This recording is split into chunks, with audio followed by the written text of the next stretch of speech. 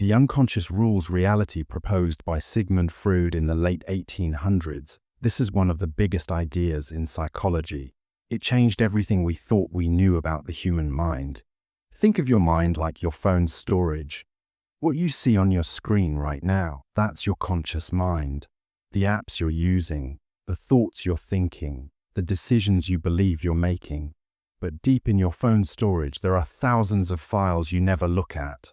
Old photos, deleted messages that aren't really deleted, background apps running without your knowledge. That's your unconscious mind. Here's what Freud realized: you think you're in control. You think you know why you do what you do, but you don't. You snap at your mom over something tiny, and you don't know why. You feel anxious walking past a certain classroom, but you can't explain it. You're terrified of dogs, and years later you remember being bitten as a toddler. These aren't accidents. Your unconscious mind is running the show, and you're just watching. Modern brain science backs this up. Your brain makes decisions about 7 seconds before you're aware of making them. Your emotions start firing before you even know what you're feeling. The uncomfortable truth: most of what you do, you don't consciously choose. You're being steered by forces you can't see and didn't agree to. The self is story. Psychologist Dan McAdams spent his career studying something fascinating. You don't have a fixed self. You have a story you keep telling about who you are. Think about when you meet someone new. They ask, "So what are you into?" You don't just list facts. You tell a mini story. "I'm really into basketball. I started playing in middle school when my cousin taught me. Now I practice every day." That's not just information. That's your identity, packaged as a narrative. Here's what McAdams discovered: your brain is constantly editing this story. You're the writer, the narrator, and the main character all at once. You choose which memories to highlight, which to bury, which to reframe completely. If you tell yourself, "I always mess up friendships," your brain will find every example that proves it. You'll forget the good friendships. You'll ignore evidence that you've grown. But if you tell yourself, "I've learned from my mistakes," the exact same past becomes proof of growth, not failure. McAdams found something powerful: people who tell redemptive stories where bad things lead to growth are mentally healthier. Not because their lives were easier, but because their story made meaning from pain. Here's the twist: the you from 5 years ago, you'll describe that person differently 5 years from now. Memory is fiction, constantly being rewritten. The question isn't, "Who am I?" It's, "What story am I telling, and is it helping me or trapping me?"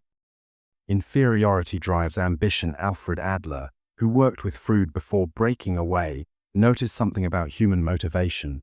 Most of what we chase, we're chasing because we feel less than. Think about scrolling Instagram. You see someone's perfect vacation, their athletic body, their relationship goals. You feel a sting in your chest. Not quite jealousy, more like proof that you're behind. So you work harder, post more, achieve more. Not because you actually want those things, but because you're trying to silence a voice that says, "You're not enough."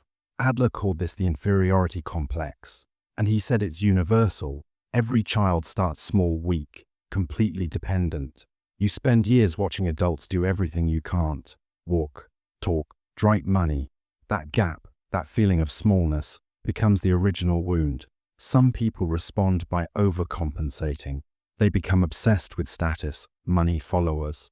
They're not chasing success, they're running from shame. Others collapse under it. They stop trying, convinced they'll never measure up. But Adler didn't see this as all bad. He believed healthy striving, what he called striving for superiority, could drive you to do extraordinary things. The difference: are you moving towards something meaningful or running away from feeling worthless? Here's the paradox: the drive to prove you're not inferior can push you to achieve incredible things. But if you never heal the wound underneath, no achievement will ever feel like enough. The tyranny of shoulds. Karen Horney, a psychoanalyst in the 1940s, noticed something toxic in her patients. They weren't suffering because of what they wanted. They were suffering because of what they thought they should want. You wake up and immediately the list starts. I should work out. I should study harder. I should text my friend back. I should be more productive, more grateful, more disciplined, more social. You don't even question where this list came from. It feels like responsibility, like being a good person. But underneath, there's constant failure, because no matter how much you do, the shoulds multiply faster than you can complete them. Horney called this the tyranny of shoulds. These aren't your real goals. They're absorbed from parents, teachers, social media, culture. They promise that if you just meet them, you'll finally be acceptable, lovable, enough. But the goalpost keeps moving. Here's what Horney noticed: these shoulds aren't the same as genuine aspirations. Real goals energize you. Shoulds exhaust you. Real goals come from inside. Shoulds come from an imaginary judge you're trying to please. Think about it. I should get straight A's. Feels different than, I want to understand this subject. One is about avoiding shame. The other is about genuine curiosity. The trap. You mistake the shoulds for virtue. You think self-criticism is discipline. But Horney said it's actually self-alienation, living for a judge who will never, ever be satisfied. Viktor Frankl was a psychiatrist who survived Auschwitz, one of the Nazi concentration camps during World War II. He noticed something that changed psychology forever. In the camps where people faced unimaginable horror, it wasn't the strongest or healthiest who survived. It was the people who had a reason to live, a task to complete, someone to reunite with, a testimony to give. Frankl wrote about this in his book Man's Search for Meaning. His core idea: suffering stops being pure suffering all the moment it finds meaning. Think about a hard workout. Your muscles burn. You're exhausted. It hurts. But you're not suffering. Because you know why you're doing it. You're getting stronger, training for a sport. The pain has purpose. Now imagine the same physical pain, but you don't know why it's happening. It's random, pointless. That's suffering. Frankl said the primary human drive isn't pleasure, like Freud thought, or power, like Adler thought. It's meaning. You can endure almost anything if you know why. Here's the challenge: you can't force meaning. You can't manufacture it. It has to be discovered. You go through something terrible, a breakup, a failure, a loss. At first it's just pain. But months or years later, you notice you've changed. Maybe you're stronger. Maybe you learned what really matters. Maybe you can now help others going through the same thing. The pain didn't disappear, but it stopped being meaningless. Birth is not the beginning. Psychoanalyst Erich Fromm said something that sounds strange at first. Man's main task in life is to give birth to himself. What does that mean? You're born physically, but you're not born psychologically. Not yet. Think about how many people live their entire lives following someone else's script. Their parents' expectations, their culture's rules, their school's definition of success. They're efficient, responsible. They check all the boxes. But inside, there's a stranger they've never met, the person they might have been if they'd made their own choices. Fromm believed that most people avoid true freedom. It's terrifying. It's easier to let others define you, to stay in the roles you've been assigned, to be what everyone expects. But that safety is a kind of death. Fromm talked about two modes of existence, having mode and being mode. In having mode, you accumulate titles, achievements, things, identities handed to you by others. In being mode, you create. You actively choose who you are through risk, self-awareness, and courage. Think of someone who becomes a doctor because their parents are doctors. They never questioned it, never explored alternatives.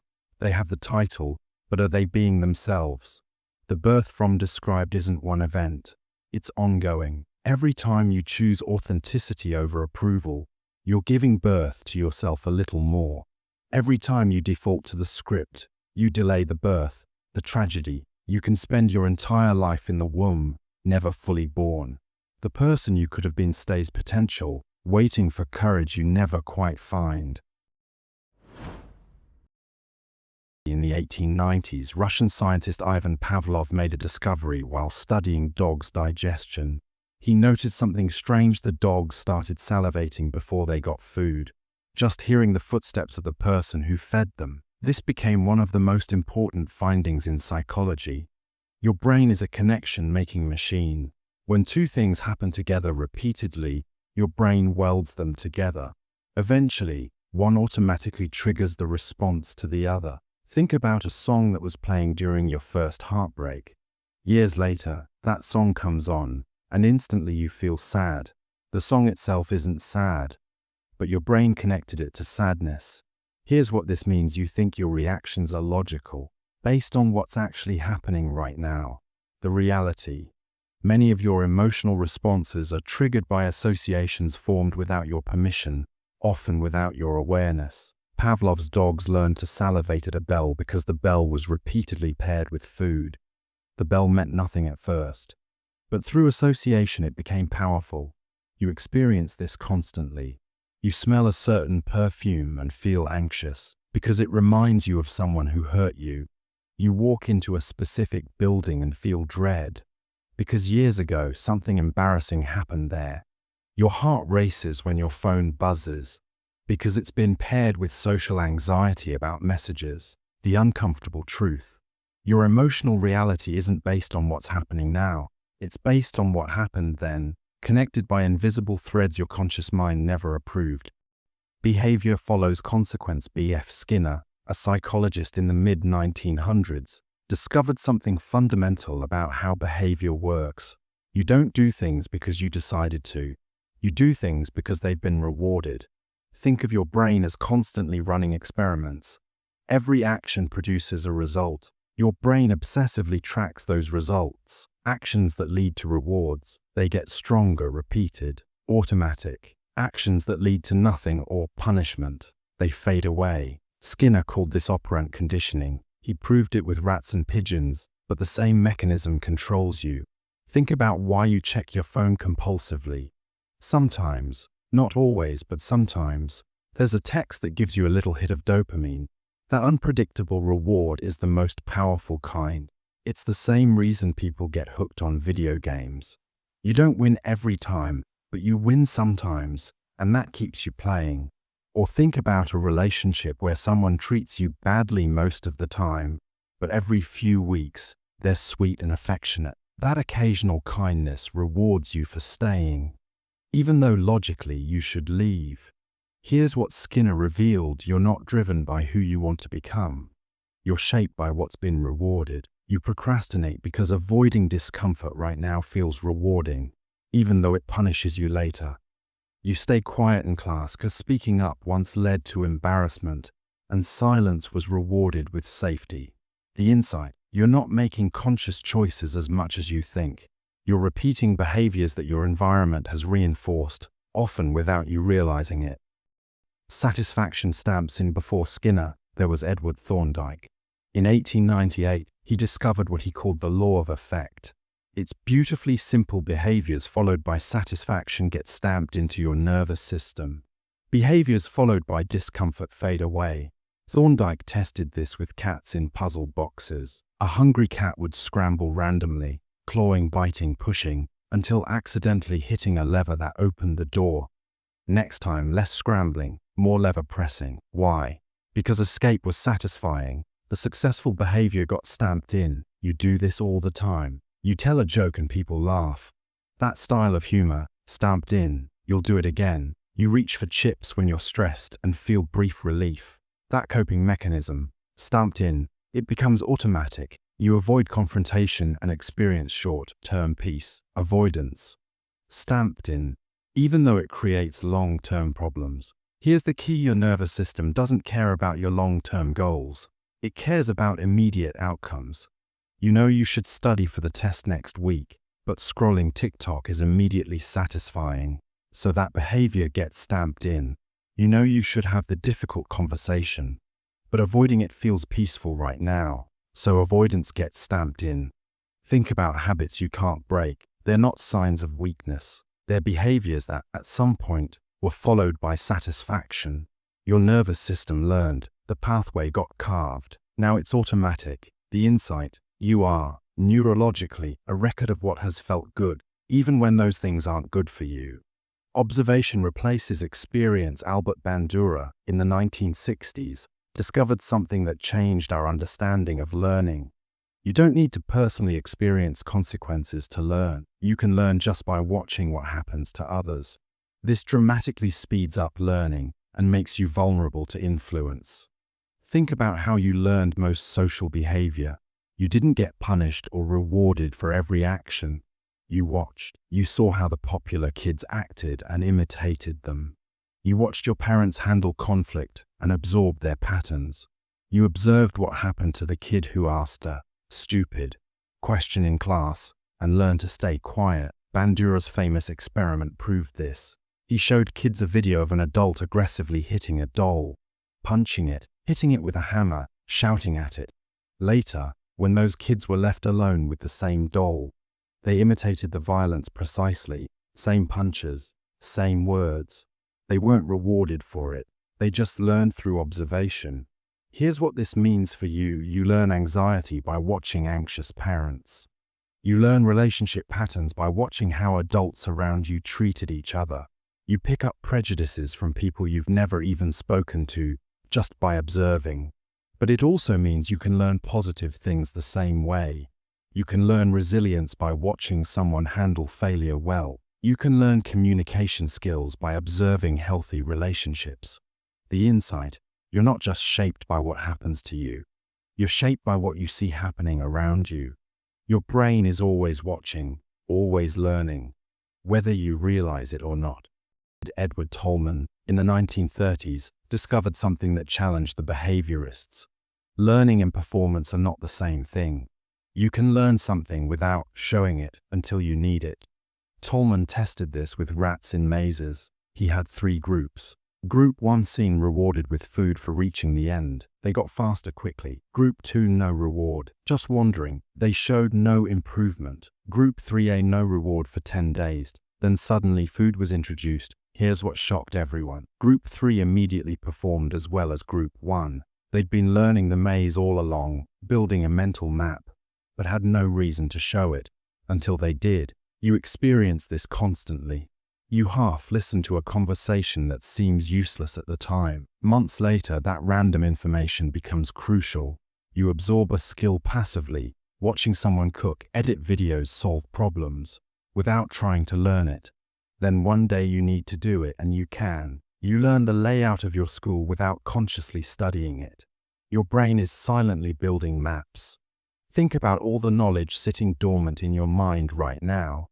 Languages you heard as a child, patterns you observed but never practiced, skills you absorbed through exposure. It's all there, waiting, the insight. Your brain is learning far more than you realize. Just because you're not performing something doesn't mean you haven't learned it.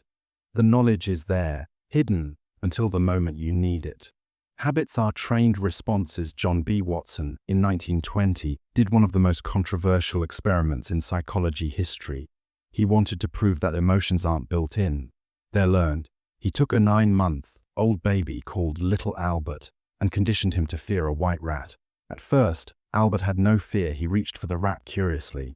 Then Watson made a loud, frightening noise every time Albert touched the rat. After several pairings, Albert became terrified of the rat, even without the noise. Worse, the fear generalized. Albert became afraid of anything white and fuzzy: rabbits, dogs, fur coats, even a Santa Claus mask. An emotion was installed like software. Here's what this means. Many of your fears, preferences, and emotional reactions aren't part of who you are. They're conditioned responses, trained into you through experiences you might not even remember. You're afraid of public speaking because it was once paired with humiliation. You feel anxious around authority figures because criticism was once paired with shame. You associate rest with guilt because productivity was always praised and relaxation was criticized. Think about emotional reactions that feel automatic, irrational. You know logically there's no threat, but your body reacts anyway. That's conditioning. The good news: what was learned can theoretically be unlearned.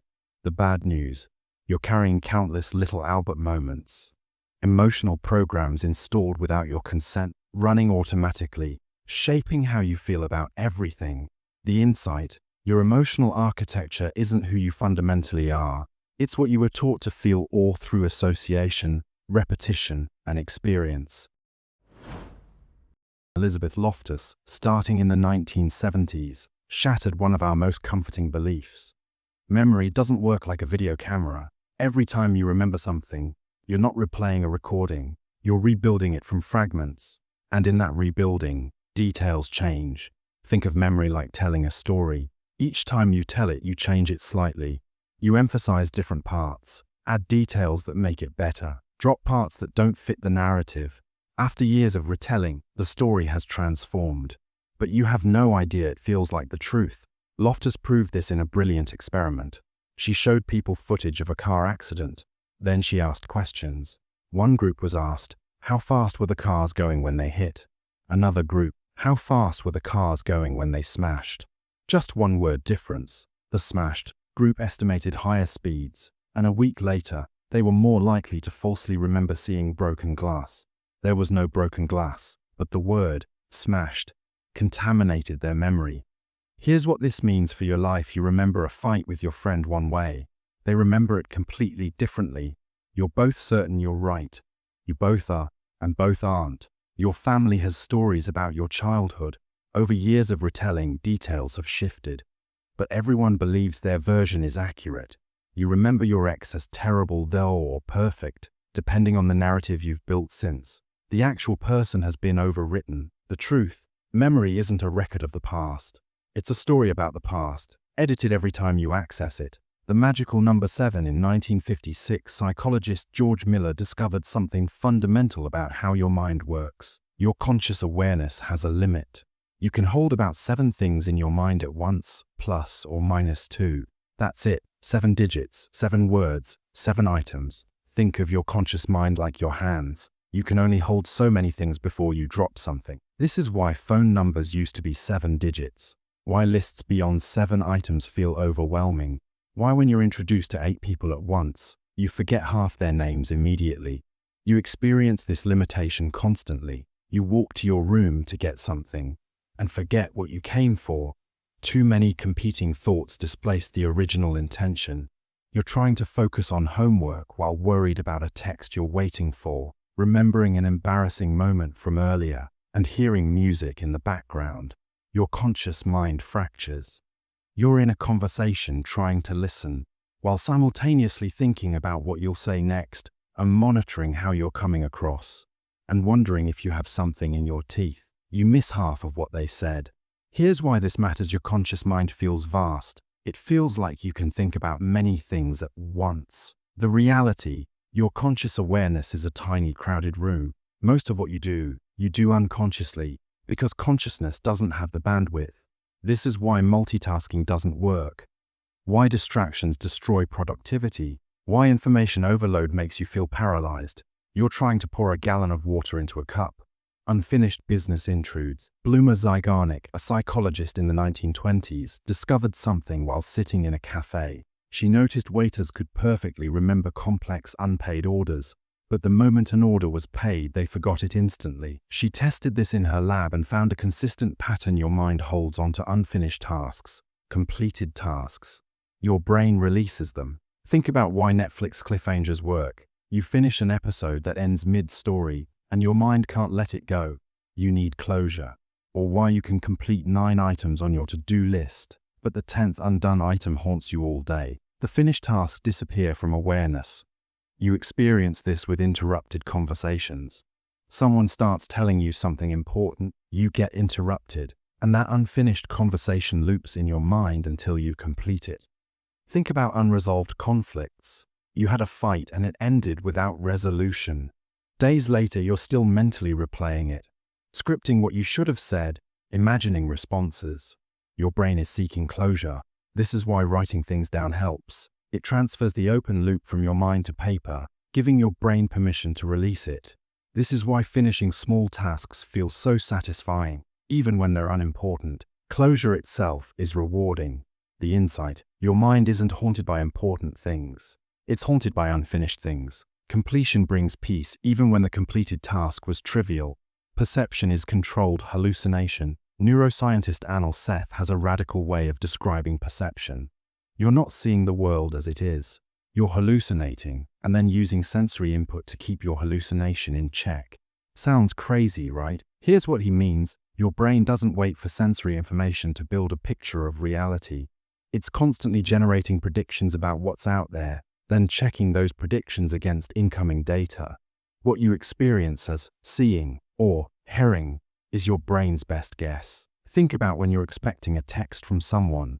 Your phone buzzes, and for a split second, you're certain it's them. You might even see their name before you actually look. That's your brain predicting, hallucinating ein, before reality confirms or corrects it. Or you walk into a dark room. Your brain predicts shapes, and you see a person standing there. You jump. Then you realize it's just a coat hanging on a chair. Your brain hallucinated a threat based on minimal information. This is why optical illusions work. Your brain's predictions override the actual sensory data. Here's what this means: reality isn't something you passively receive. It's something your brain actively creates, moment by moment. Two people can experience the same event completely differently because their brains are generating different predictions. You see a face in the clouds because your brain is obsessed with predicting faces. You mishear song lyrics because your brain fills gaps with expected words. The insight: you're not discovering reality, you're constructing it, and then testing your construction against the world. Memory has many rooms. Endel Tolving, starting in the 1970s, discovered that memory isn't one thing. You have different memory systems for different purposes. Think of your mind like a house with different rooms. Each room stores a different kind of memory. Semantic memory is your fact room. Paris is the capital of France. Water boils at 100 degrees C. Your friend's birthday is in June. These are things you know, but you don't remember learning them. They're just facts floating in your mind. Episodic memory is your experience room. You remember the specific day you visited Paris, the afternoon you burned yourself on boiling water, the birthday party last year. These are events you can mentally travel back to and re-experience. Here's why this matters. You can know facts about your childhood without actually remembering being there. You know you lived in a certain house, attended a certain school, had certain friends, but the actual experiences gone. The episodic memories faded, but the semantic knowledge remains. Think about skills you've learned. You know how to ride a bike, but you probably can't remember the specific moment you learned. That's a third system procedural memory. You experience this separation constantly. You know someone's name but can't remember where you met them.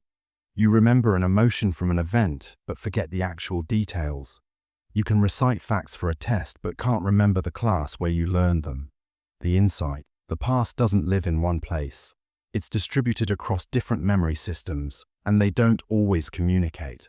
False memories feel real. Elizabeth Loftus made another disturbing discovery through decades of research. You can remember vividly and with complete certainty things that never happened, and you'll never know the difference. Think about how memory feels. When you recall something clearly, it feels real, concrete, true. But that feeling, that sense of certainty, has nothing to do with accuracy. False memories feel identical to real ones. Loftus demonstrated this most dramatically with the Lost in the Mall studies. Researchers convinced participants they'd been lost in a shopping mall as children. It never happened, but through suggestion and repeated questioning, participants not only accepted the false memory, they added rich, vivid details. I remember the blue shirt I was wearing. I was so scared I was crying. A kind old woman helped me. None of it was real. Here's what this means: repeated exposure to a suggestion makes it feel familiar. Familiarity gets confused with truth. You hear a story about your childhood enough times, and eventually you remember it, even if you weren't there. You watch footage of an event, and later remember being present. Even though you only saw the video, you have a vivid memory of your friend saying something hurtful. They insist they never said it. You're both absolutely certain. One of you is wrong, and neither of you can tell who. The legal system was shaken by this research. Eyewitnesses testify with complete confidence, and they're wrong. The insight: confidence doesn't equal accuracy. The most certain voice in the room might be remembering something that never happened, and you'd never know. Authority overrides morality. In 1961, psychologist Stanley Milgram conducted one of the most disturbing experiments in history. He wanted to understand how ordinary people commit atrocities. Here's what he did. Participants were told they were testing learning. They were instructed to give electric shocks to a learner, actually an actor, every time he got an answer wrong. The shock started mild, but increased to levels labeled danger severe shock. The learner screamed, begged them to stop, eventually went silent, but a scientist in a lab coat calmly said, "The experiment requires that you continue." 65% of people delivered the maximum shock. These weren't bad people, they were normal. Many were visibly distressed, sweating, trembling, protesting, but they obeyed anyway. Here's what this reveals: you think you have solid moral principles. You'd never hurt an innocent person. But under the right conditions, when authority tells you to, you probably would. Think about smaller versions of this in your life. A teacher asks you to enforce a rule you think is unfair. You do it anyway. A boss tells you to do something you know is wrong. You comply. Your friend group pressures you to exclude someone. You go along with it. You're not evil. You're obedient. And obedience, under the right conditions, produces evil. The insight that horrified the world. Good people don't just do good things, and bad people don't just do bad things. Ordinary people do terrible things. When authority provides permission and removes personal responsibility, you are who the situation allows you to be. Roles become reality. In 1971, psychologist Philip Zimbardo set up a fake prison in the basement of Stanford University. He randomly assigned college students to be guards or prisoners. It was supposed to last 2 weeks. It ended after 6 days because it became too real. The guards became cruel. They humiliated prisoners, created arbitrary punishments, psychologically tortured them. The prisoners became passive, depressed, emotionally broken. These were normal students. The roles reprogrammed them. Here's what this means: you think your personality is stable, that you'd behave the same way regardless of the role you're playing. The reality: roles colonize you. Give someone a uniform, a title, some authority, and watch them transform. Think about how you change depending on context. You're one person with your parents, another with your friends, another with younger kids, another when you're given any kind of power. Different vocabulary, different posture, different values. You're not faking. Each version is real because the role makes it real. Zimbardo himself fell into a role. As the superintendent of the prison, he became so absorbed he didn't see the cruelty. He resisted shutting it down. Think about every hierarchy you're part of: school, sports teams, group projects, family. Notice how people change when given authority. Notice how you change. The insight: you don't bring your true self to situations. Situations create the self you become. Groups distort perception. Solomon Asch, in the 1950s, discovered something unsettling about social pressure. Groups can make you doubt your own eyes. He showed participants a simple task which of 3 lines matches the length of a target line. Absurdly easy. Anyone could see the answer. But before each participant answered, several other people, secretly actors, gave the same wrong answer. 75% of participants conformed at least once, agreeing with an answer they could clearly see was wrong. Think about that. They didn't just go along to avoid conflict. Many actually doubted what they were seeing. Maybe I'm wrong. Everyone else sees it differently. Here's what this reveals: reality feels objective, solid, but it's actually socially constructed. When everyone around you sees something differently, your brain starts questioning your own perception. You experience this constantly. In class, you think the teacher made a mistake, but no one else says anything, so you stay silent, doubting yourself. You're in a group watching a movie. Everyone laughs. You don't find it funny, but you laugh anyway. You notice something wrong, but the group ignores it. So you start wondering if you're imagining it. Your opinions shift to match your friend groups, often without you realizing it. Think about beliefs you hold now that your friends also hold. Are they actually yours, or did you absorb them from the group? The insight: when you're alone, you see clearly. In groups, you see what others see. Reality bends to consensus. Life is performance. Sociologist Irving Goffman, in 1959, introduced a fascinating way of thinking about social life. You're always performing. There's no real you underneath. There are only different performances for different audiences. Think of your life like a stage.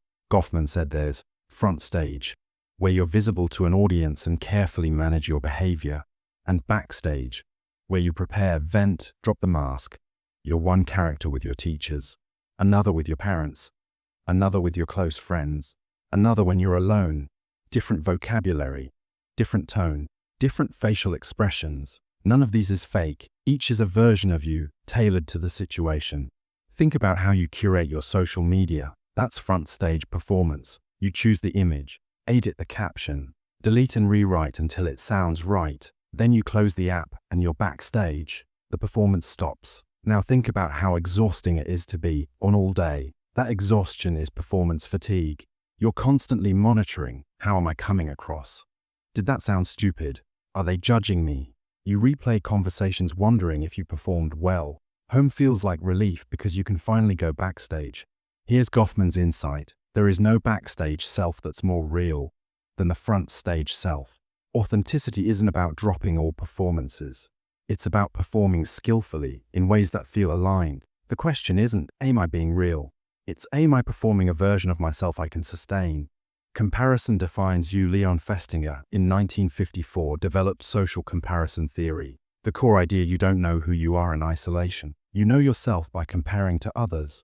Think about how you evaluate yourself. Am I smart? You compare yourself to classmates. Am I attractive? You compare yourself to people around you or on your screen. Am I successful? You compare yourself to friends, siblings, influencers. You don't have an internal meter. You only have comparisons. Here's why this matters. Your self-concept is completely unstable. You feel good about yourself until you're around someone more accomplished. Suddenly you feel behind. You feel attractive until you scroll Instagram. Suddenly you feel inadequate. You feel successful until a friend gets into a better college. Suddenly your achievement feels small. Nothing about you actually changed. Only the comparison group changed. This is why moving to a new school can be disorienting. Your entire sense of self gets recalibrated. This is why social media is so damaging. You're comparing your behind the scenes to everyone else's highlight reel. This is why limiting your comparison group matters. If you constantly compare yourself to the top 1%, you'll always feel insufficient. The insight, your self-worth isn't anchored in reality. It's anchored in comparison. Change who you compare yourself to, and your entire sense of self shifts. Beliefs bend to behavior. Leon Festinger made another major discovery: cognitive dissonance theory. Here's the idea: when your actions contradict your beliefs, you experience psychological discomfort. But instead of changing your behavior to match your beliefs, you often change your beliefs to match your behavior. Think about it this way. You believe littering is wrong. But one day you're carrying trash and there's no bin nearby. So you drop it. Now you have two contradictory thoughts. I'm a good person, and I just littered. That creates dissonance, mental discomfort. How do you resolve it? You could feel guilty and commit to never littering again. But that's uncomfortable. Easier solution. It's just one piece of trash. Everyone does it. It's not a big deal. Your belief bent to justify your behavior. Festinger studied a doomsday cult that predicted the world would end on a specific date. The date came. The world didn't end. Did they admit they were wrong? No, they doubled down. Or faith saved the world. You do this constantly. You buy something expensive you don't need, then convince yourself it was essential. You treat someone poorly, then find reasons they deserved it. You make a choice under pressure, then build elaborate justifications for why it was actually what you wanted. The more public your behavior, the stronger the pressure to align your beliefs with it. The insight: you're not a rational being whose beliefs guide actions. You're a social animal whose actions reshape beliefs. Early bonds shape everything. John Bowlby, starting in the 1950s, discovered something that changed how we understand child development. The emotional bond between a baby and their caregiver isn't just nice to have. It's a biological necessity that shapes personality and mental health for life. Think of attachment like the foundation of a building. Everything built afterward, your ability to trust, handle stress, form relationships, rests on that foundation. Solid foundation. The building is stable. Cracked foundation.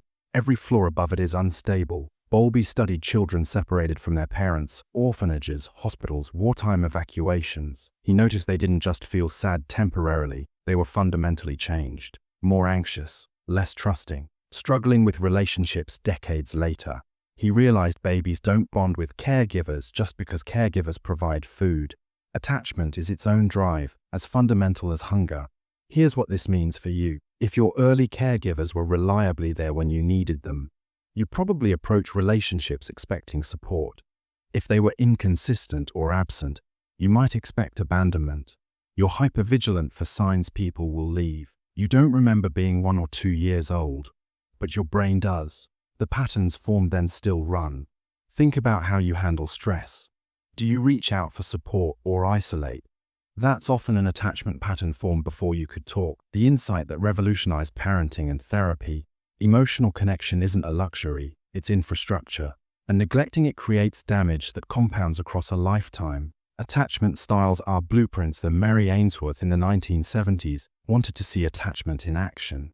She created the strange situation, a simple but revealing experiment. A baby plays in a room with their mother. A stranger enters, the mother leaves briefly, then returns. How does the baby react? Ainsworth identified 3 patterns. Secure attachment, baby explores confidently. When mom leaves, they're upset but can be comforted.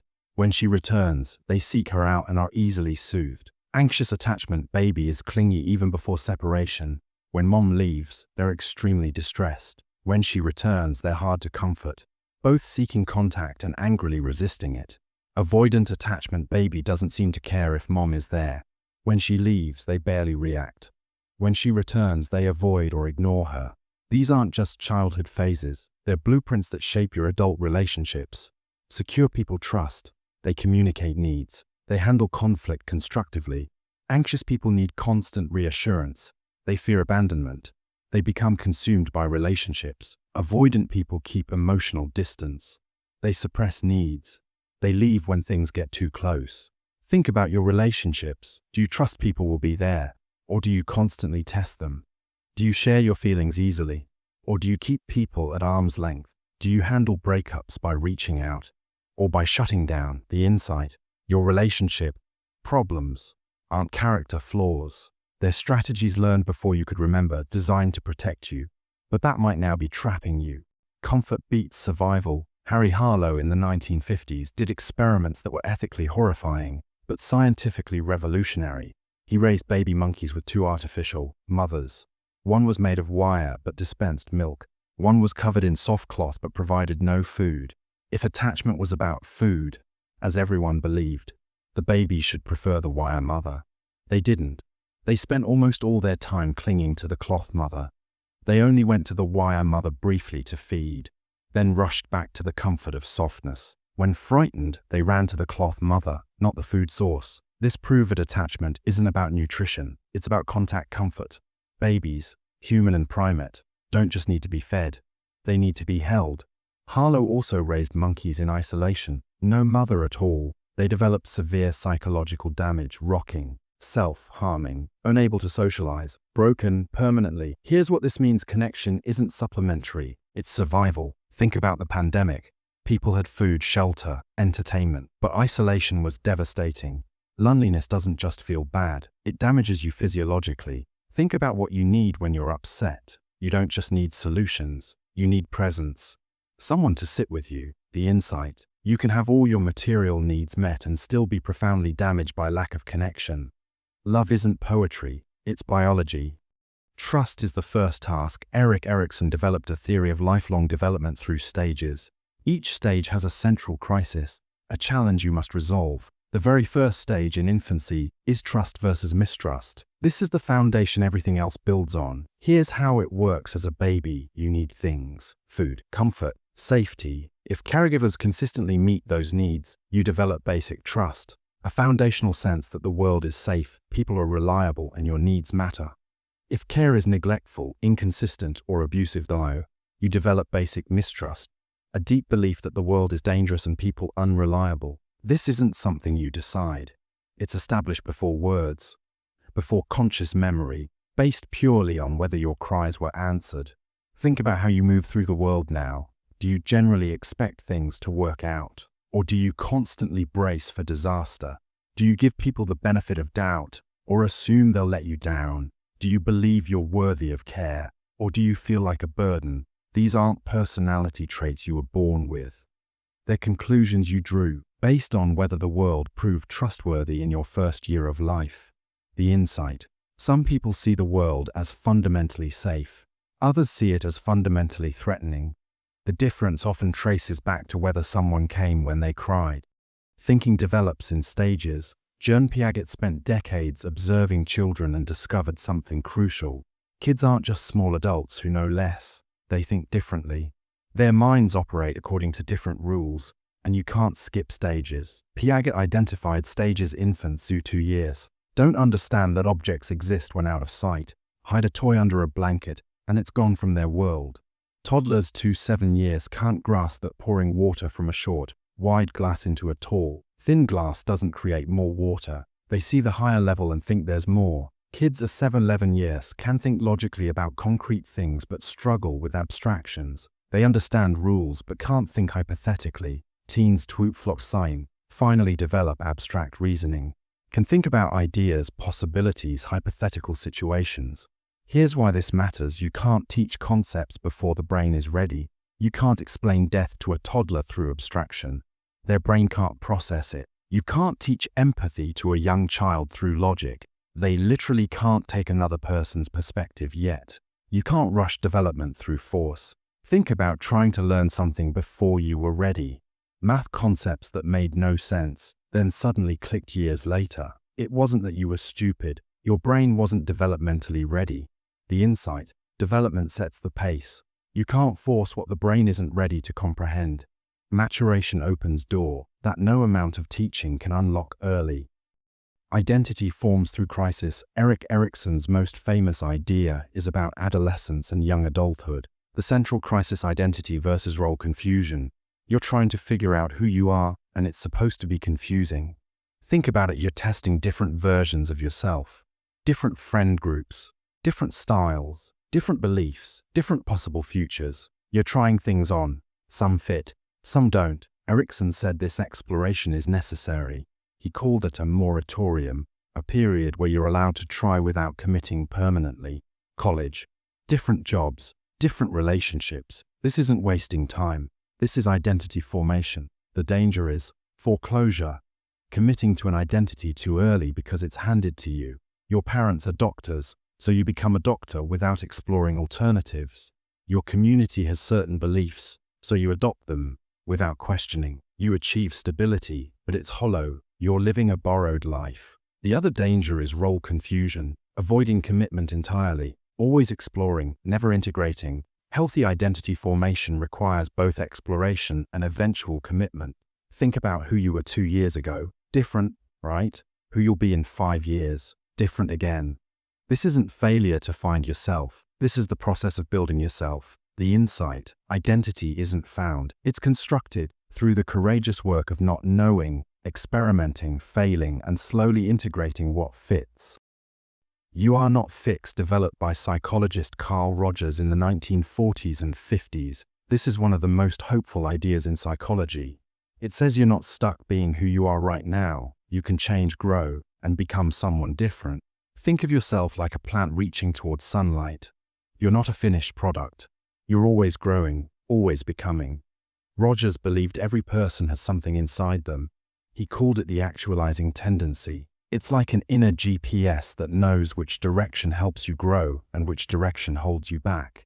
Here's what most people miss: you don't need someone to fix you. You're not broken. What you need is the right environment. Rogers discovered 3 things that help people grow. First, unconditional acceptance, being valued for who you are, not what you achieve. Second, being deeply understood by someone. Third, being around people who are genuine, not fake. Think about it this way. When your parents only praise you for good grades, you learn to hide your struggles. When a friend accepts you even when you mess up, you feel free to be yourself. When someone really gets what you're going through, you don't feel so alone. You've felt this difference. Some people make you feel like you can breathe. Others make you feel like you're constantly performing. The insight: you don't need fixing. You need to be seen, really seen, for who you actually are. Needs form a hierarchy, proposed by psychologist Abraham Maslow in 1943. This framework explains why you can't focus on some things when other needs aren't met. Your needs are stacked like a pyramid, and you can't build the top until the bottom is solid. Think of it like building a tower in a video game. You can't place the roof before you've built the foundation. Maslow said human needs come in levels. At the bottom is survival stuff: food, water, sleep, shelter. You can't think about much else when you're starving. Next level up is safety, feeling secure, having stability, not being in constant danger. After that comes belonging, friends, family, feeling connected to people who care about you. Then comes esteem, respect from others, feeling proud of yourself, achieving things. At the very top is self-actualization, becoming the fullest version of yourself, pursuing creativity and meaning. Here's a simple example. Imagine you haven't eaten all day. Someone asks, "What's your life purpose?" You can't even think about that question. All you can think about is food. Or imagine you're being bullied at school every day. Someone tells you to follow your passion. But you can't think about passion when you don't feel safe. This is why telling someone struggling to pay rent to just be grateful doesn't work. Their brain is stuck on survival mode. The reality, you can't skip levels. When basic needs aren't met, higher goals feel impossible because they actually are impossible for your brain to prioritize. The self is a story you tell, developed by psychologist Dan McAdams over decades. This idea reveals something strange: your identity isn't a thing you have. It's a story you're constantly writing and rewriting about yourself. Think of your life like a movie where you're the main character. But here's the twist. You're also the screenwriter, and you keep editing the script. McAdams discovered that identity works on 3 levels. First, you have traits, whether you're shy or outgoing, organized or messy. Second, you have goals and values. But third, and most important, you have your life story, the narrative you tell about who you are. Here's what's wild about this. 2 people can experience the exact same event, but one writes it into their story as the moment I became strong, and the other writes it as proof I'm cursed. The event is the same. The story is different. Think about a breakup. One person tells themselves, "I always ruin relationships. I'm unlovable." Another person tells themselves, "That wasn't the right fit. I'm learning what I actually need." Same breakup, completely different stories. And those stories change everything. McAdams found that people who tell redemptive stories, where bad things lead to growth, are mentally healthier, not because their lives were easier, but because their story turned pain into meaning. Here's the truth. You're editing your story right now. The version of yourself you describe today isn't the same version you'll describe in 5 years. The question is your story helping you grow or keeping you stuck? Your self comes from others, proposed by sociologist George Herbert Mead in the early 1900s. This idea flips everything you think about identity. You don't develop a sense of self by looking inward. You develop it by seeing yourself reflected in other people's reactions. Think of yourself like an image in a mirror. You can't see your own face without a reflection. Same with your personality. Mead said you learn who you are by watching how others treat you. The kid whose parents constantly say, "You're so smart," starts to see themselves as smart. The kid who's always told, "Stop being so sensitive," starts to see themselves as too emotional. You're not born knowing you're funny or shy or creative. You learn it by noticing how people react to you. Here's a simple example. You make a joke, people laugh. You think, "Oh, I'm funny." You start making more jokes, people laugh more. Now, funny becomes part of your identity. Or you share your feelings. Someone says, "Why are you so dramatic?" You start hiding your feelings. Eventually, you see yourself as someone who shouldn't be emotional. This is why being ignored hurts so deeply. It's not just that you want attention. It's that your sense of self literally depends on social connection. Without people reflecting you back to yourself, your identity starts to dissolve. You've experienced this. You feel like a different person around different people. That's because you partially are. Each relationship brings out and reinforces different parts of you.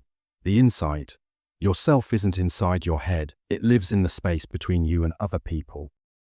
Anxiety means you're growing, developed by existential psychologist Rollo May in the mid-20th century. This reframes anxiety completely.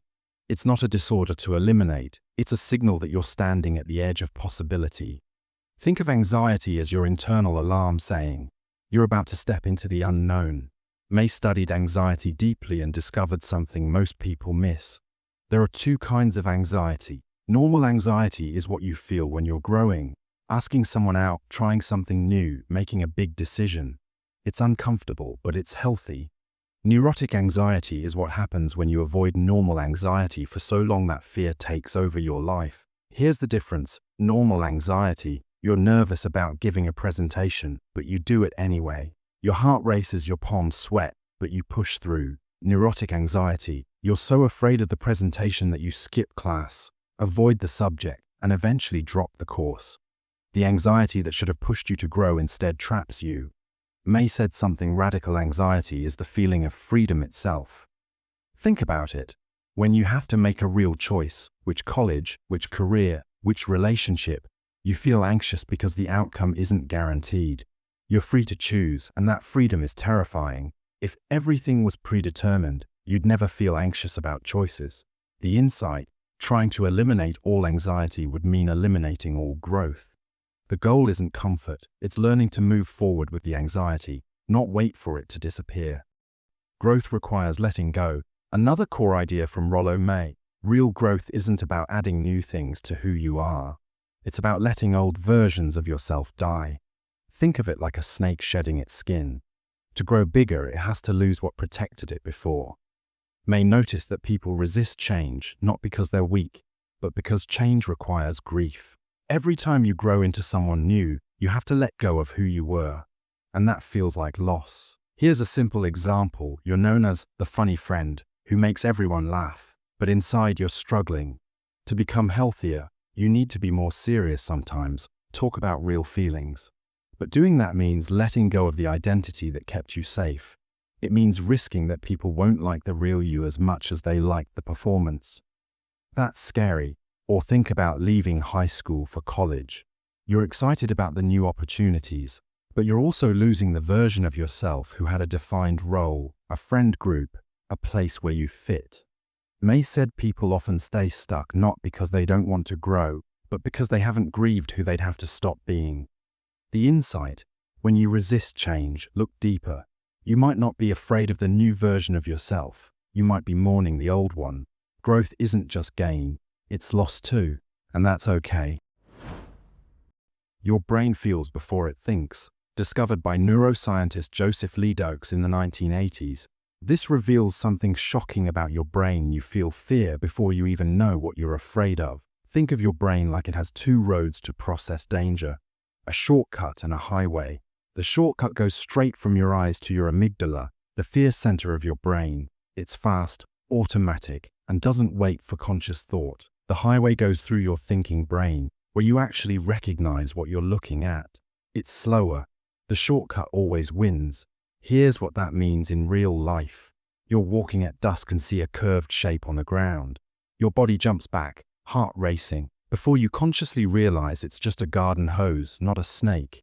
Your fear response fired in about 12 milliseconds. Your conscious recognition took about 25 milliseconds. You felt it before you knew it. This happens constantly. You feel anxious before you identify the threat. You feel uncomfortable around someone before you consciously realize why. You get a bad feeling about a situation before your logical brain catches up. Ledoux discovered this isn't a bug, it's a feature. In the wild, waiting to fully identify a threat before reacting gets you killed. Better to jump at 100 garden hoses than miss the one actual snake. The problem: in modern life, your amygdala still treats a difficult conversation like a physical threat. It reacts before you can think, "Wait, I'm actually safe right now." The insight: your emotions aren't responses to your thoughts. They're faster, older systems that act first, and your conscious mind explains them later. Willpower runs out. Demonstrated by psychologist Roy Baumeister in the 1990s, this changed how we understand self-control. Willpower isn't unlimited. It's more like a phone battery that drains throughout the day. Think of willpower as a fuel tank, not a personality trait. Every time you resist a temptation, make a decision, control your emotions, or force yourself to do something hard, you drain a little fuel. Eventually, the tank hits empty. Here's the reality: you're not lazy when you can't resist dessert after a long day. You're depleted. You're not weak when you snap at someone in the evening even though you were patient all morning. Your willpower tank is empty. Baumeister proved this with a simple experiment. He brought people into a lab with fresh, baked cookies on the table. One group was told they could eat the cookies. Another group was told to resist and eat radishes instead. Then both groups worked on an impossible puzzle. The people who had to resist the cookies gave up way faster. Why? Resisting the cookies drained their willpower, so they had less left for the puzzle. You experience this every day. You make good choices all morning. Healthy breakfast, productive work, patience with annoying people. By evening, you binge Netflix and junk food. Not because you're undisciplined, but because your willpower tank is empty. The insight: stop relying on willpower. It's expensive and limited. Instead, build systems and routines that don't require constant self-control. Successful people don't have more willpower. They just structure their lives to need less of it. Your thoughts create your feelings, developed by psychologist Albert Ellis in the 1950s. This is one of the most powerful ideas for managing emotions. Events don't make you feel things. Your thoughts about events make you feel things. Think of emotions like this: something happens, you interpret it, and that interpretation creates the feeling. Here's what most people get wrong. They think, my friend didn't text me back, so I feel sad. They believe the event caused the feeling.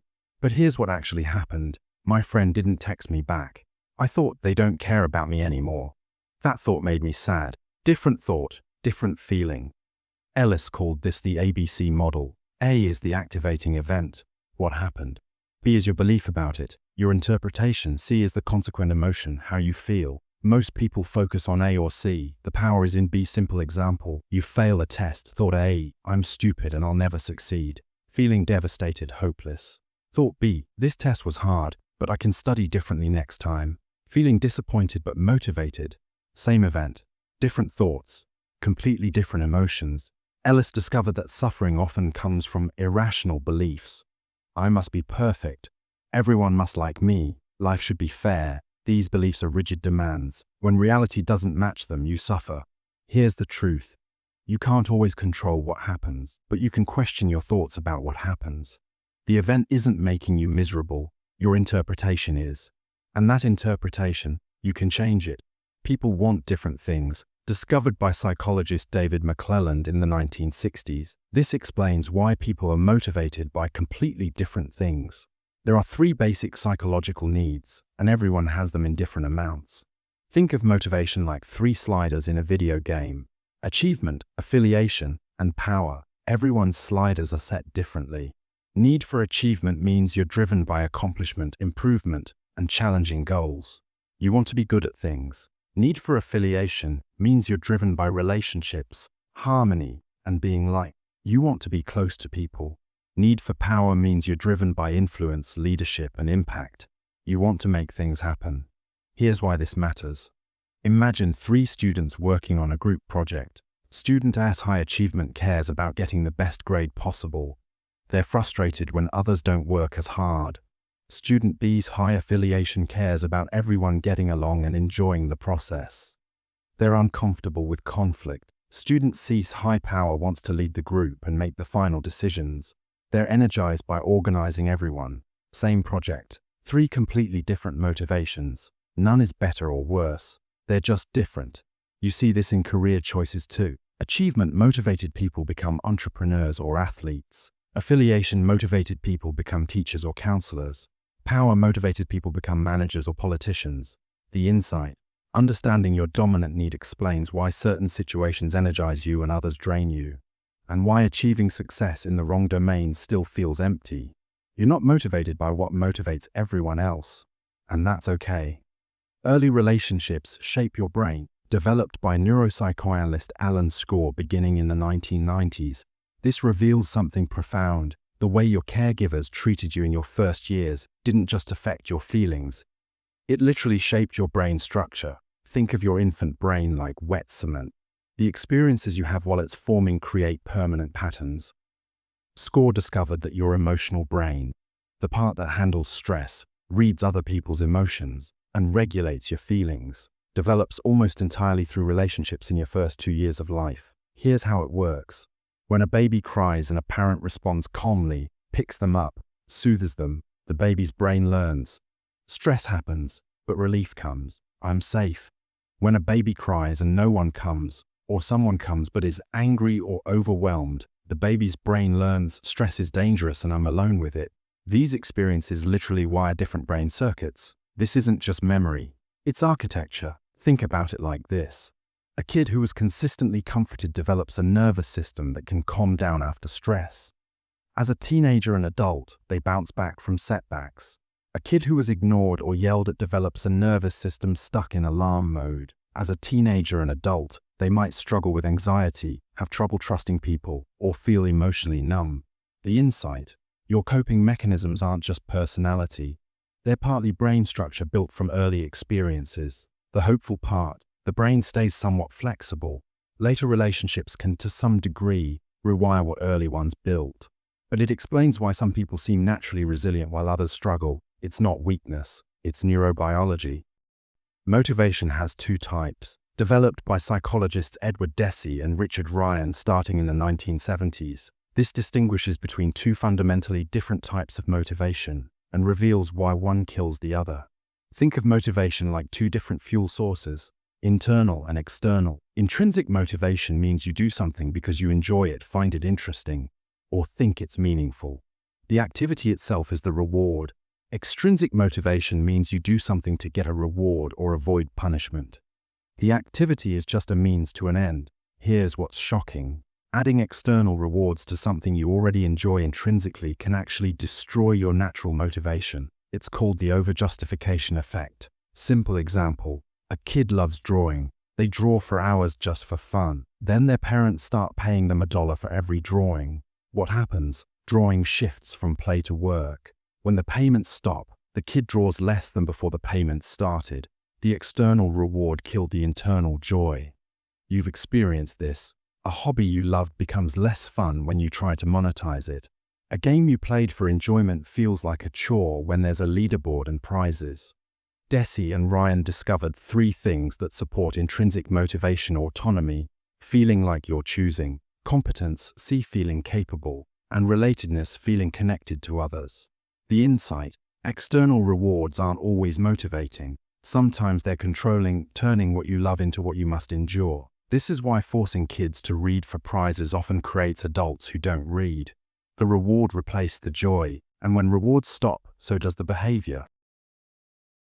Your mind hates contradiction. Proposed by psychologist Leon Festinger in 1957, this explains one of the strangest things about human thinking. When your actions contradict your beliefs, you usually change your beliefs, not your actions. Think of your mind like it's allergic to contradiction. When you notice a conflict between what you believe and what you do, it creates intense psychological discomfort. Festinger called this cognitive dissonance, and your brain will do almost anything to make that discomfort go away. Here's what's wild. The easiest way to resolve dissonance usually isn't changing your behavior. It's changing your beliefs to justify the behavior you already did. Simple example: you think of yourself as environmentally conscious, but you just bought a gas-guzzling car because it was cool. Now there's dissonance. I care about the environment. Vs. I bought a polluting car. Instead of returning the car, you tell yourself, actually, my impact is small, and I need a reliable car for safety. Plus, electric cars have problems too. Your beliefs bent to match your behavior. Festinger studied a doomsday cult that predicted the world would end on a specific date. When the date passed and nothing happened, did they admit they were wrong? No, they decided their faith had saved the world. They doubled down. You do this constantly. You treat someone badly, then find reasons they deserved it. You make a choice under pressure, then convince yourself it's what you wanted all along. The insight: you're not a rational person whose beliefs guide your actions. You're a social creature whose actions reshape your beliefs to protect your self-image. You think with 2 systems, developed by psychologist Daniel Kahneman over decades. This framework reveals something crucial: you have 2 completely different thinking systems, and they're often in conflict. Think of your brain like it has 2 processors. One fast and automatic, one slow and deliberate. System 1 is your quick brain. It's automatic, emotional, intuitive. It makes instant judgments without effort. It's on all the time. System 2 is your slow brain. It's logical, analytical, effortful. It handles complex problems, but it's lazy and gets tired easily. Here's the problem. You think most of your decisions come from System 2, careful reasoning, but actually, most come from System 1, gut reactions. System 2 just approves whatever System 1 already decided. Simple example: you meet someone new. Within seconds, System 1 decides, I like this person, or something feels off. Then System 2 creates logical sounding reasons for that gut feeling. They seem trustworthy because they made good eye contact. Or, they're probably unreliable because of how they dressed. But the decision came first, the reasons came second. Kahneman showed that System 1 uses shortcuts that work most of the time, but create predictable errors. You judge how common something is by how easily you remember examples. You let the first number you hear influence your estimate. You see patterns in randomness. You experience this constantly. You just know the answer on a test, but can't explain why. You feel like a stock will go up based on nothing concrete. You judge a restaurant by the vibe before tasting the food. The insight. Most of your thinking is fast, automatic, and error-prone. Your logical brain is mostly just explaining decisions your intuitive brain already made. Ignorance hides itself, discovered by psychologists David Dunning and Justin Kruger in 1999. This explains a frustrating reality. People who know the least are often the most confident, because they don't know enough to realize what they don't know. Think of knowledge like climbing a mountain. When you're at the bottom, you can't see how high the mountain actually goes. You think you're almost at the top. The more you climb, the more you realize how much higher it goes. Here's the cruel irony. The skills you need to do something well are the same skills you need to judge whether you're doing it well. So if you lack the skills, you also lack the ability to see that you lack them. Simple example. Someone takes a beginner photography class. They learn some basic rules. Suddenly they think they're amazing and start criticizing professional work. An actual professional photographer looks at their own work and sees all the flaws, all the things they could improve. The beginner is wildly confident. The expert is full of doubt. Dunning and Kruger tested this. People who scored in the bottom 25% on tests of logic, grammar, and humor rated their performance as above average. They weren't lying. They genuinely believed they did well, because they lacked the knowledge to recognize their mistakes. Meanwhile, experts slightly underestimated their performance. You see this everywhere. The person who's most certain in the meeting often knows the least. The student who thinks they aced the exam often failed. The driver who thinks they're excellent is often dangerous. The insight, confidence and competence don't match. Sometimes the loudest, most certain voice is the least informed. Real expertise often sounds like humility, because experts know how much they don't know. Availability tricks your brain, identified by Tversky and Kahneman in the 1970s. This reveals a mental shortcut your brain uses constantly. You judge how common something is by how easily you can remember examples. Think of your brain taking a shortcut. Instead of carefully calculating actual probability, it asks, can I easily think of examples? If yes, your brain assumes it's common. If no, your brain assumes it's rare. The problem: memory isn't based on frequency. It's based on vividness, recency, and emotion. Here's how it tricks you. Plane crashes get massive news coverage. They're dramatic, scary, memorable. Car accidents are so common they barely make the news. So when you think, what's more dangerous, flying or driving? Examples of plane crashes pop into your mind easily. Your brain concludes, flying is dangerous. The reality: you're vastly more likely to die in a car crash. But car crashes aren't as available in memory. Simple everyday example. After seeing news about a burglary in your area, you suddenly feel like crime is everywhere. You start locking your doors twice, getting nervous at every sound. Crime rates didn't change. Your perception changed because one vivid example made the threat feel more available. You experience this with everything. You overestimate the danger of rare, dramatic events, terrorism, shark attacks, kidnapping. You underestimate the danger of common, boring events, heart disease, car accidents, falling in the bathroom. The insight: your brain's estimate of risk has almost nothing to do with actual statistics. It's based on what's easiest to remember. And media, by definition, shows you the unusual and dramatic, which makes you think it's normal.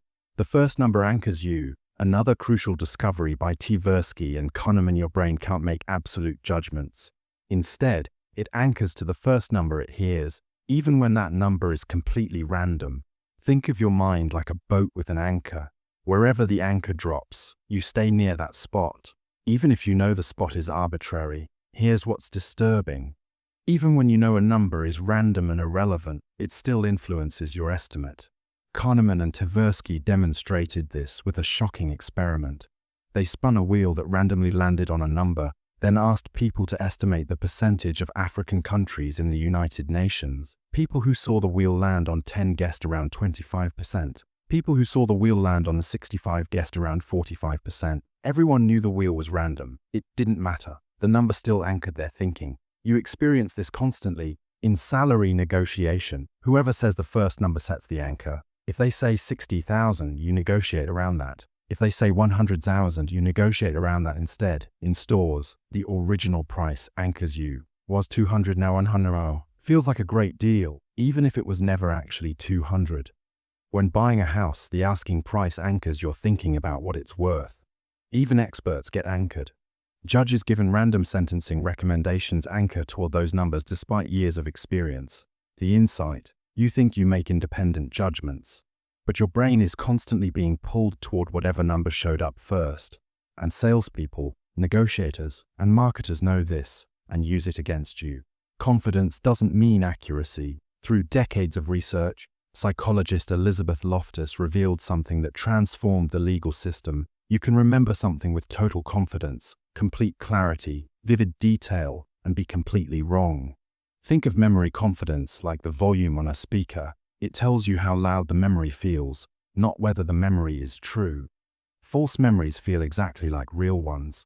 Here's what's shocking. Studies show almost zero correlation between how confident someone is in a memory and how accurate that memory actually is. You can be 100% certain and 100% wrong. Loftus proved this over and over. She implanted false memories in people, convinced them they'd been lost in a mall as a child, an event that never happened. Within weeks, participants not only believed the false memory, they added rich details. They could describe the store, the feelings, what the stranger who helped them looked like. They weren't lying. The memory felt completely real. This has huge implications for the justice system. Eyewitnesses testify with total confidence. I'm absolutely certain that's the person I saw. Juries believe them. How could someone be that certain and be wrong? But research shows eyewitness confidence is nearly meaningless for accuracy. Yet it's one of the most persuasive forms of evidence. You experience this in arguments. You and a friend remember the same event completely differently. You're both totally confident. You both feel like you're obviously right.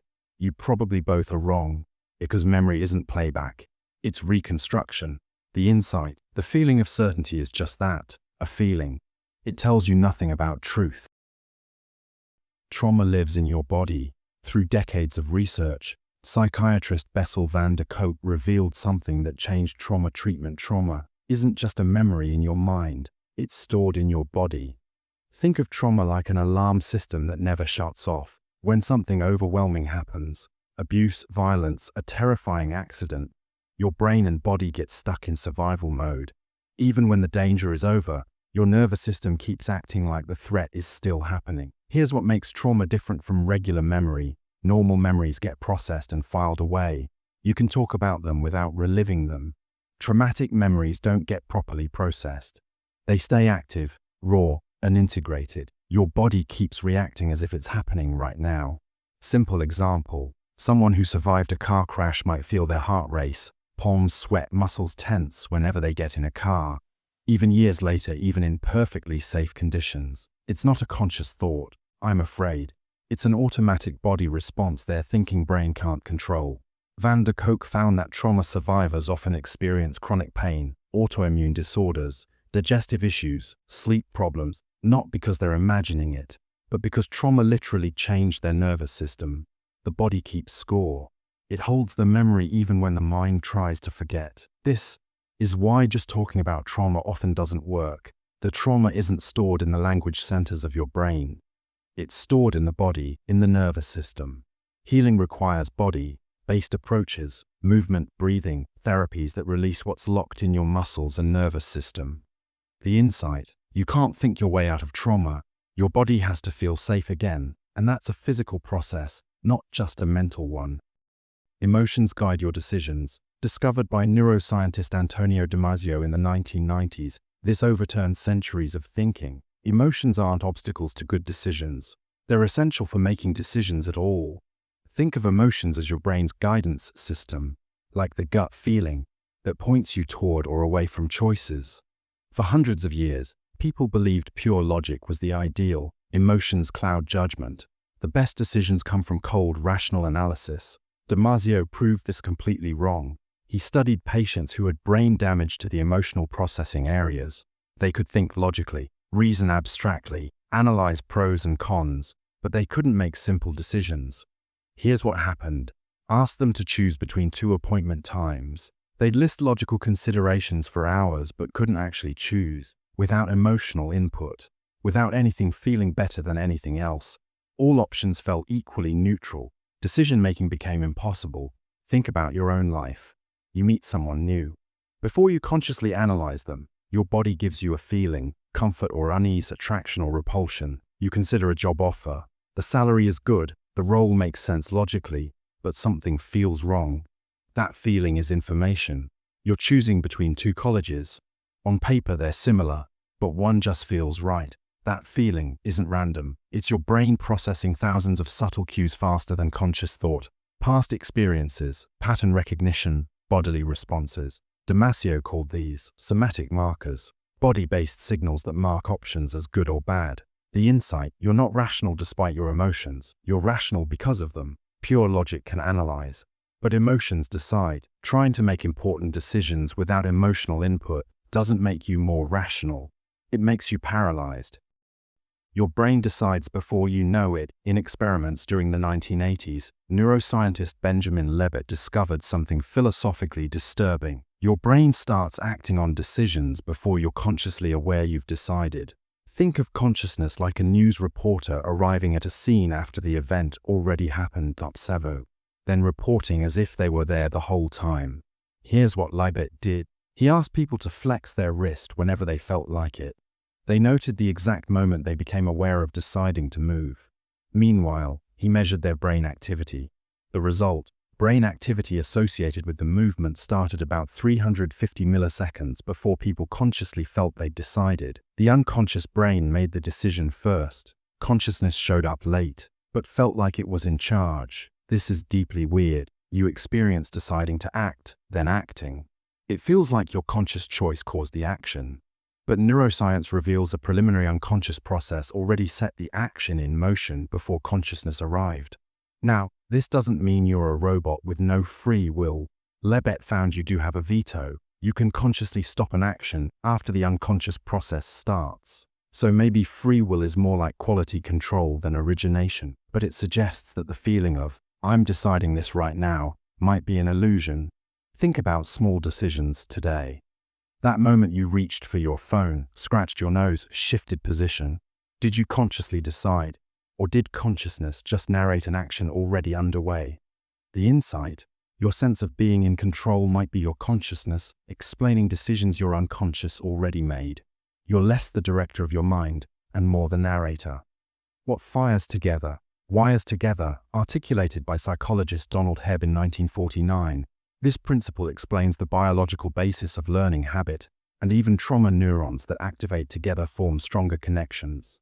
Think of your brain like paths through a forest. The more you walk a certain path, the clearer and easier it becomes. Eventually, it's the automatic route your feet take without thinking. Hebb discovered that when brain cells fire at the same time repeatedly, the connection between them strengthens. This is called synaptic plasticity. Your brain's physical structure changes based on experience. Here's what that means in real life. Practice piano every day, and the neural pathways for finger movement strengthen. Eventually, playing becomes automatic. Worry about the same things repeatedly, and the neural pathways for anxious thinking strengthen.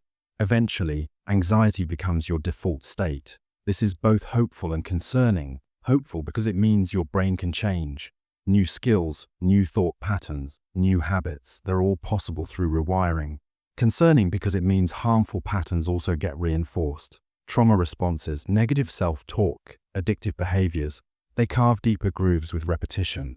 Simple example: you check your phone when you're bored. The neurons for boredom and phone checking fire together. Do it enough times and they wire together. Now boredom automatically triggers the urge to check your phone. You don't consciously decide, your brain just does it. Same with any habit, good or bad, repeated patterns become brain structure.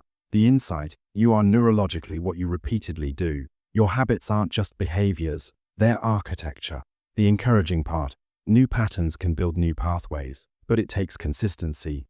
You're literally reshaping your brain.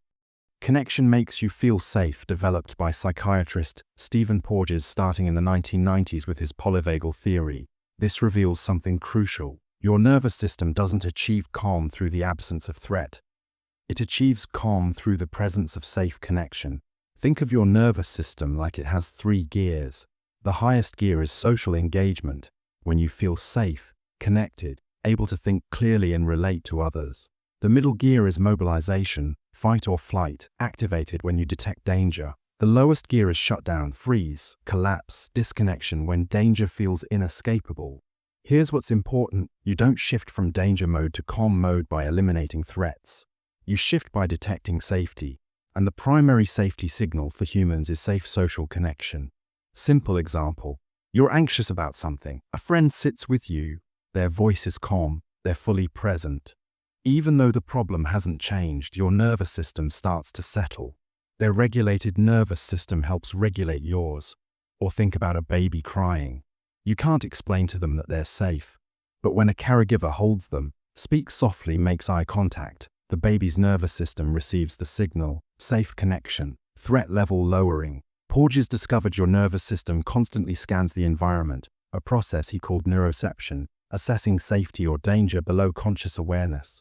A harsh tone, even with kind words, triggers defense. A warm tone, even without words, signals safety. This is why isolation feels so threatening. Without social connection, your nervous system lacks its primary regulatory mechanism. You stay in defensive states, anxious, hypervigilant, or shut down. The insight: you can't think your way into feeling safe. Your nervous system needs safe connection with another person. That's what signals all clear. Your body knows first. Another key insight from Antonio Damisio's work: your body doesn't just react to your thoughts. It predicts what's coming and prepares before your conscious mind catches up. Think of your body as running constant simulations of the near future, preparing responses before events actually unfold. Here's how it works. Based on current sensory input and past experience, your body generates predictive physiological changes. Your heart rate adjusts, muscles tense or relax, stress hormones release, all preparing you for what it expects to happen next.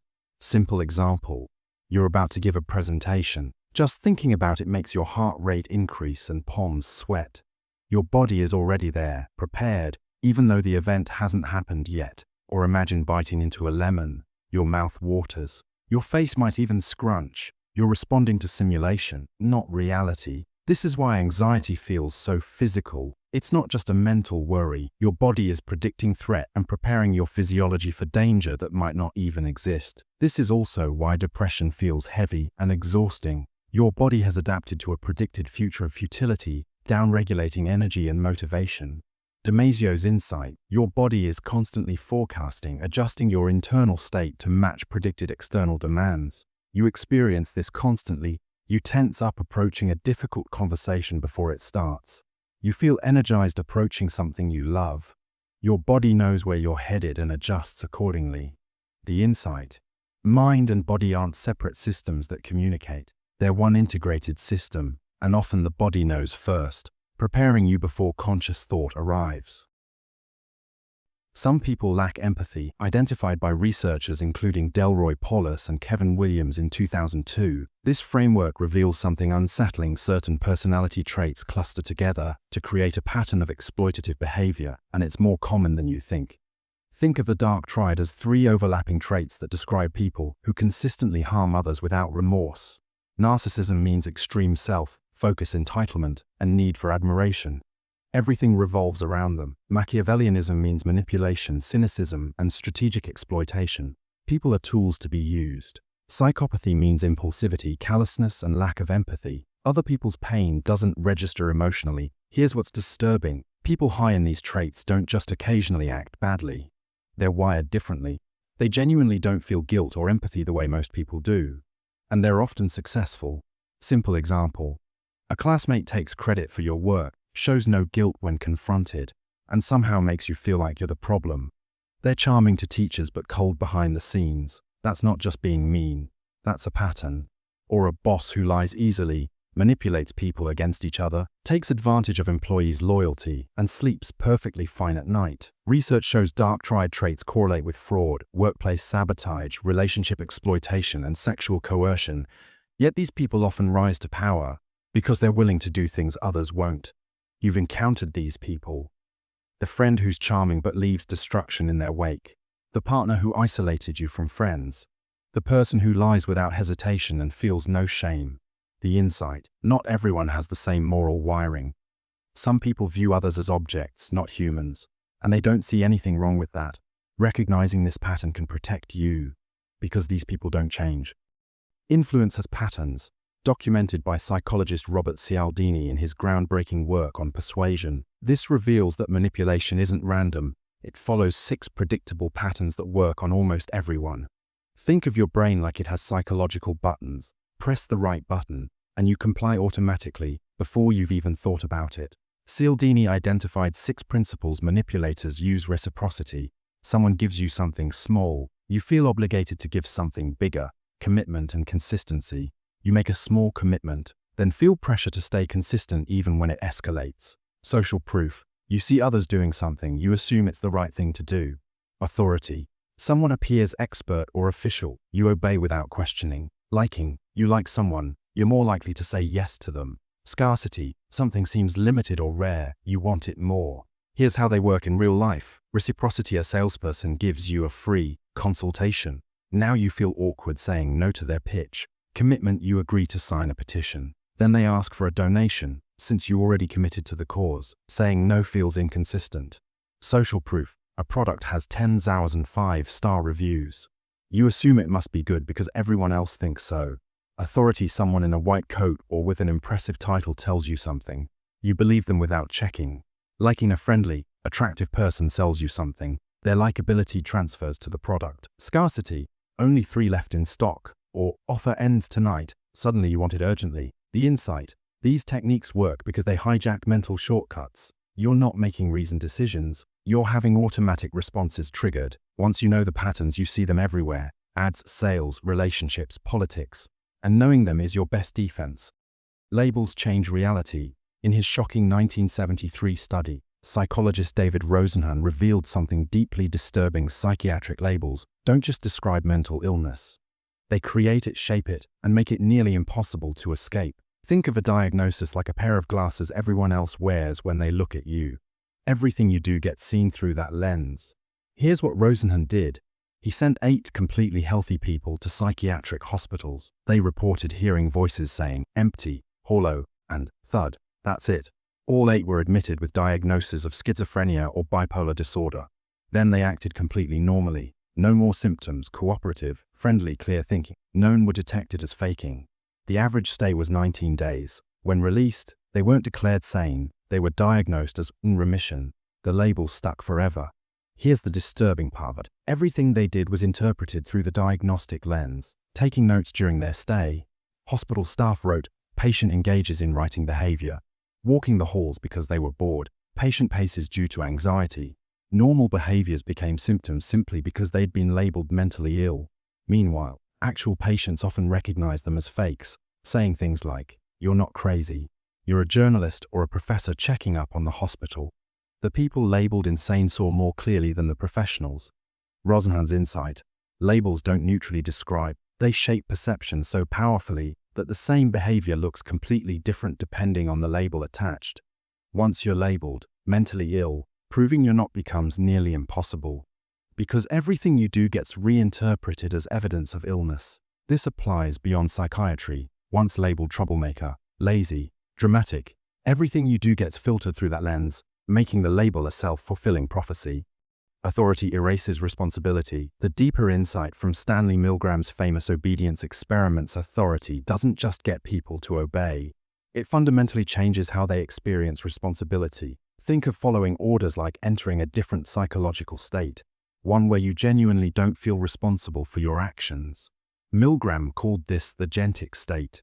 You stop seeing yourself as an autonomous person making choices. You become an instrument carrying out someone else's will. And in that state, responsibility feels genuinely transferred. Here's what's disturbing. In Milgram's experiments, people delivering dangerous electric shocks showed intense stress, sweating, trembling, nervous laughter. They clearly knew something was wrong, but when asked afterward who was responsible, most said the experimenter was, not as an excuse. They genuinely experienced it that way. Simple example way. You enforce a rule at work you think is unfair. Someone gets hurt by it. You feel bad, but you also feel like it's not really your fault because you were just doing your job. That's the agentic state. Or think about soldiers in war. Many describe feeling like they became different people, carrying out orders without the normal moral weight of their actions. This explains how ordinary people participate in atrocities: Nazi officials, prison guards, corporate middle managers enforcing harmful policies. They were all psychopaths. They entered a psychological state where authority absorbed responsibility. The insight: authority doesn't just command obedience. It dissolves the psychological experience of personal agency. You become the tool. The authority becomes the actor. And this shift feels real, not like an excuse, which makes it even more dangerous. Because you can harm others while maintaining your self-concept as a moral person. Power changes how you see people. Through extensive research, psychologist Dr. Keltner revealed something disturbing. Gaining power doesn't just change what you do, it changes what you see. It literally reduces your ability to understand other people. Think of power like it gives you tunnel vision. You start seeing others less clearly, less fully, less human. Keltner found that when people gain power, even temporary experimental power, they become measurably worse at reading emotions, taking others' perspectives, and noticing how their behavior affects people. Power makes others less psychologically real. Simple example: a student becomes a team captain. Suddenly they interrupt more, listen less, and don't notice when teammates are upset. A manager gets promoted. They stop remembering employees' names, make less eye contact, and seem oblivious to how their decisions impact people's lives. This isn't because they were always jerks. Power changed their perception. Keltner's research showed people in power positions make less eye contact, interrupt more frequently, ignore others' input, judge people based on stereotypes rather than individual characteristics, engage in riskier, more unethical behavior. It's like power creates psychological distance. The CEO doesn't see struggling employees. The celebrity doesn't notice the assistant. The popular kid doesn't register how their words hurt others. This creates a vicious cycle. Power reduces empathy. Reduced empathy enables exploitation. Exploitation consolidates power. The insight: power doesn't just corrupt morally, it corrupts perception itself, making the humanity of others progressively invisible. And the scary part: most people in power don't realize it's happening. They think they're the same person they always were. The extreme reveals the normal. The most controversial experiments in psychology, Milgram's shock, Zimbardo's prison, Harlow's isolation, were often ethically terrible. But they revealed something crucial. Extreme situations expose psychological mechanisms that exist in everyone. Think of extreme experiments like stress tests. They reveal fault lines that normal conditions hide. These studies weren't really about pathology or unusual people. They were about illuminating universal psychological processes through extraordinary circumstances. Milgram didn't discover that some people are unusually obedient. He discovered that ordinary people, under the right conditions, obey authority even when it means hurting others. Zimbardo didn't discover that some people are naturally cruel. He discovered that assigned roles can transform anyone shockingly fast. Harlow's disturbing primate studies didn't just show that monkeys need mothers. They proved that physical contact is a biological need, not just emotional preference. These insights fundamentally changed how we understand human nature. That good people commit atrocities under certain conditions.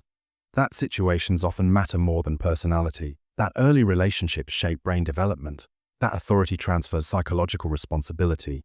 But the ethical cost was enormous. Participants suffered lasting psychological harm. Animals endured cruelty. The knowledge came at prices many argue weren't justified. Modern ethics boards would never allow these studies today, which creates a troubling tension. We know things now we couldn't discover again. We see human psychology more clearly because we've studied its breaking points. The final insight: understanding human nature required studying its extremes. The strange, the controversial, the disturbing experiments didn't reveal exceptions. They revealed foundations. They showed us what we're capable of. The good, the terrible, and everything in between, under the right circumstances. And maybe that uncomfortable knowledge is the most important thing psychology offers, not comforting lies about human goodness, but honest truth about human complexity.